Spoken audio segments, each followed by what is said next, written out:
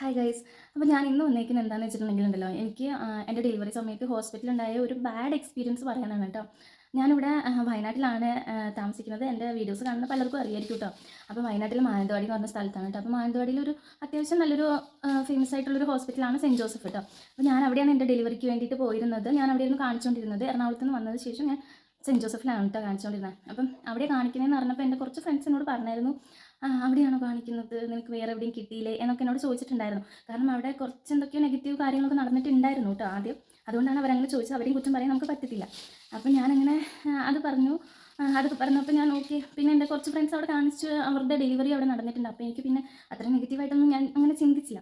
പിന്നെ ഞാൻ എൻ്റെ ഡെലിവറീൻ്റെ സമയത്ത് ലേബർ റൂമിൽ കയറിയല്ലോ. അപ്പോൾ ലേബർ റൂമിൽ കയറിയ സമയത്തൊക്കെ അപ്പോൾ ഞാൻ അവിടെ കാണിക്കാൻ പോയപ്പോൾ മുതലേ അറിയുന്ന സിസ്റ്റർമാരുണ്ട്. അവർക്കറിയാം ഞാൻ നേഴ്സാണ് എന്നുള്ള കാര്യം അവർക്ക് അറിയായിരുന്നു കേട്ടോ. അപ്പോൾ ഞാനിങ്ങനെ ലേബർ റൂമിൽ കയറിയപ്പോഴും അവർ ഞാൻ നേഴ്സാണെന്നുള്ള കാര്യം ലേബർ റൂമിലുള്ളവരോടും പറഞ്ഞിട്ടുണ്ടായിരുന്നു. അപ്പം നമുക്ക് എന്തായാലും ഇപ്പം ഈ കണ്ടുകൊണ്ടിരിക്കുന്ന നേഴ്സുമാർക്ക് അറിയാൻ പറ്റുമായിരിക്കും, നമ്മളുടെ അതേ എഡ്യൂക്കേഷൻ ആ ലെവലിൽ വരുന്ന ആൾക്കാരെ നമ്മുടെ അടുത്തേക്ക് വരാൻ നേരത്ത് നമുക്ക് കുറച്ചൊരു ടെൻഷൻ ഉണ്ടാവും. അങ്ങനെ ഒരു ടെൻഷൻ എന്തായാലും ലേബർ റൂമിൽ കയറിയപ്പം അവരുടെ ഫേസിലും ഞാൻ കണ്ടിട്ടുണ്ടായിരുന്നു കേട്ടോ.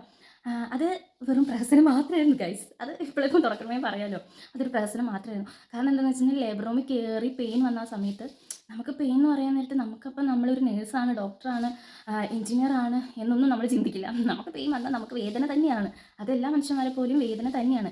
അപ്പോൾ എനിക്കും വേദന വന്നു. എനിക്ക് വേദന വന്നപ്പോൾ ഞാൻ ഒന്നാമത് എനിക്ക് ചെറിയൊരു വേദന പോലും ഞാൻ സഹിക്കില്ല.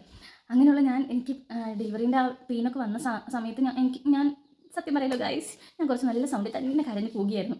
അപ്പോൾ എനിക്ക് നല്ല പേടിയായി, എനിക്ക് വല്ലാത്ത ബുദ്ധിമുട്ടായിപ്പോയി. എനിക്ക് സിസേറിയൻ മതി എന്നൊക്കെ ഞാൻ പറഞ്ഞു. അയ്യോ സോറി, എനിക്ക് നോർമൽ ഡെലിവറി ആയിരുന്നു കേട്ടോ. അപ്പം ഞാൻ സിസേറിയൻ മതി എന്നൊക്കെ ഞാൻ പറഞ്ഞു. കുറച്ച് ഒച്ചപ്പാടും ബഹളമൊക്കെ ഉണ്ടാക്കിയായിരുന്നു കേട്ടോ. ഞാൻ പറഞ്ഞു എൻ്റെ വീട്ടുകാരെ കാണാം, വീട്ടുകാരെ വിളിക്കുക, അങ്ങനെ ഇങ്ങനെയൊക്കെ ഞാൻ പറഞ്ഞു പ്രശ്നം ഉണ്ടാക്കിയേ. പ്രശ്നം മീൻസ് ആ വേദനയുടെ പുറത്തുള്ളൊരു ബുദ്ധിമുട്ട്. അപ്പോഴത്തേക്കും അതായത് ഉച്ചയ്ക്കായിരുന്നു കേട്ടോ. ആ സമയം ഉച്ചയായിരുന്നു. അതായത് മോർണിംഗ് ഷിഫ്റ്റ് കഴിഞ്ഞ് ഈവനിങ് ഷിഫ്റ്റ് ആയിട്ട് കയറുന്ന സമയത്ത്. അപ്പോൾ നഴ്സുമാർക്ക് അറിയായിരിക്കും നമ്മൾ ഒരു ഹാൻഡ് ഓവർ കൊടുക്കുന്ന ഒരു പരിപാടി ഉണ്ട്. ആ ഹാൻഡ് ഓവറിൻ്റെ സമയത്താണ് ഈ ഒച്ചപ്പാട് ഞാൻ ഉണ്ടാക്കണം കേട്ടോ. അപ്പോൾ ഞാൻ അവരെ ഒന്നും വിളിച്ച് ഞാൻ ശല്യം ചെയ്യുന്നേ ഇല്ല. ഞാൻ ഒച്ചപ്പാടിൽ എൻ്റെ വീട്ടുകാരെ വിളിക്കുക എന്നൊക്കെ ഞാൻ പറയുന്നുണ്ട്. അപ്പോൾ പരസ്പരം അവർ രണ്ടുപേരും കൂടി ഇരുന്ന് പറയുകയാണ്, എന്താണ് ഇത്ര വേദന സഹിക്കാൻ പറ്റില്ലെങ്കിൽ ഈ പരിപാടിക്ക് എന്തിനാണ് ഇറങ്ങിയത്, അതേപോലെ തന്നെ ഇവൾക്കൊരു നേഴ്സാണോ, അതാണ് എനിക്ക് അവിടെ ക്ലിക്കായ ഒരു കാര്യം. പിന്നെ എനിക്ക് ഇത് കേട്ടപ്പോൾ എനിക്ക് ദേഷ്യമാണോ സങ്കടമാണോ എന്താ വന്നതെന്ന് ഒന്നും എനിക്കറിയില്ല. ഇങ്ങനാണോ എല്ലാവരും കുറേ ആൾക്കാർ പറഞ്ഞു കേട്ടിട്ടുണ്ട് നേഴ്സുമാർ അങ്ങനെയാണ് ഇങ്ങനെയാണ്. പക്ഷേ എല്ലാ നേഴ്സുമാരും അല്ല, ഇങ്ങനെയും നേഴ്സുമാരുണ്ട് എന്ന് എനിക്ക് നേരിട്ട് അനുഭവപ്പെട്ട ഒരു ആദ്യത്തെ സംഭവം ഇതാണ് കേട്ടോ. അവസാനത്തെ സംഭവം ഇതാവട്ടെ എന്നാണ് എൻ്റെ ആഗ്രഹം. ആദ്യത്തെ സംഭവം ഇതാണ് കേട്ടോ. അപ്പോൾ അങ്ങനെയൊക്കെ പറഞ്ഞ് അവരെന്തൊക്കെയോ ബാഡായിട്ടുള്ള കുറച്ച് കാര്യങ്ങളൊക്കെ സംസാരിച്ചു. അതൊക്കെ എനിക്ക് ഭയങ്കരമായിട്ട് ഹേർട്ടായി. പിന്നെ എനിക്ക് വേദനയുടെ കൂടി ഇതും കൂടി ആയിട്ട് എനിക്ക് ദേഷ്യമൊക്കെ ആയിരുന്നു. ഞാൻ അവരോട് അപ്പോൾ തന്നെ ഞാൻ അവരോട് ചോദിച്ചു. പിന്നെ ഞാൻ വീട്ടുകാരോടൊന്നും ഞാൻ പറഞ്ഞിട്ടുണ്ടായില്ല. ഇവിടെ വന്നു കഴിഞ്ഞിട്ടാണ് ഞാൻ അവരോട് പറഞ്ഞത്. അപ്പോൾ അവരെന്നോട് പറഞ്ഞു, നിനക്ക് അവിടെ നിന്ന് പറഞ്ഞുകൂടായിരുന്നോ, അപ്പോഴേ നമ്മൾ ചോദിക്കൂലായിരുന്നു എന്നൊക്കെ ഞാൻ പറഞ്ഞു. പിന്നെ ഞാൻ അപ്പോഴത്തെ ഒരു മൈൻഡിൽ എനിക്ക് അതിനൊന്നും തോന്നിയില്ലായിരുന്നു. പക്ഷേ അങ്ങനത്തെ ഒരു ബാഡ് എക്സ്പീരിയൻസ് എനിക്ക് അവിടെ നിന്ന് ഉണ്ടായിട്ടോ. അപ്പോൾ അത് നിങ്ങളായിട്ടൊന്ന് ഷെയർ ചെയ്യണമെന്ന് എനിക്ക് തോന്നി. സത്യത്തിൽ ഇങ്ങനെയൊക്കെ ഉണ്ടല്ലേ. ഇപ്പോഴാണ് എനിക്കങ്ങനെ തോന്നുന്നത്. കാരണം എന്താ, ഞാനൊരു നേഴ്സാണ്. അപ്പോൾ ഞാനിന്നവരങ്ങനെയൊന്നും ഞാൻ ആരോടും അങ്ങനെ പ്രവർത്തിച്ചിട്ടുമില്ല. ഞാൻ അങ്ങനെ ആരെയും പ്രവർത്തിക്കുന്നത് കണ്ടിട്ടുമില്ല കേട്ടോ. ഞാൻ വർക്ക് ചെയ്ത സ്ഥലങ്ങളിലൊക്കെ പേഷ്യൻസിനോട് അത്രയും നല്ല രീതിയിൽ സംസാരിക്കുന്ന ഇടപഴകുന്ന നഴ്സുമാരെ ഞാൻ കണ്ടിട്ടുള്ളൂ. ഇവിടെ ഇങ്ങനെ ഓരോ ന്യൂസിലും യൂട്യൂബിലാണെങ്കിലും കാണാൻ നേരത്ത് ഞാൻ ആലോചിക്കാറുണ്ട്, എനിക്ക് ഉണ്ടാവുമോ, അത് അവരുടെ ഓരോരോ ഇതുകൊണ്ട് തോന്നിയായിരിക്കുന്നു. പക്ഷെ അങ്ങനെയല്ല കേട്ടോ, ഇങ്ങനെയും നഴ്സുമാരുണ്ട്. അതെനിക്ക് നേരിട്ട് അനുഭവപ്പെട്ടു. അപ്പം ഇനി സെൻറ്റ് ജോസഫിൽ പോകുന്നവരൊക്കെ ഒന്ന് ശ്രദ്ധിക്കണം എന്നാണ് എനിക്ക് പറയാനുള്ളത് കേട്ടോ. അങ്ങനെയല്ല, ഇങ്ങനെയുണ്ട് ആൾക്കാർ. അപ്പോൾ അത്രേ ഉള്ളൂ കേട്ടോ. ഇതൊന്നും നിങ്ങളായിട്ട് ഷെയർ ചെയ്യണമെന്ന് തോന്നി, അതുകൊണ്ട് ഞാൻ പറഞ്ഞേ ഉള്ളൂ കേട്ടോ.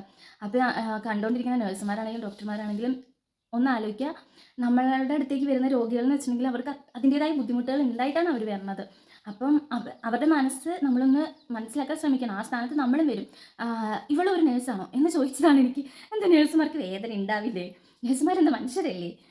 അവർ നേഴ്സാണ്, അവർക്ക് വേദന അല്ലേ ഉണ്ടാവാറ്? ഞാൻ ആലോചിച്ചപ്പോൾ അവർക്ക് വേദന ഉണ്ടാവാറില്ലേ?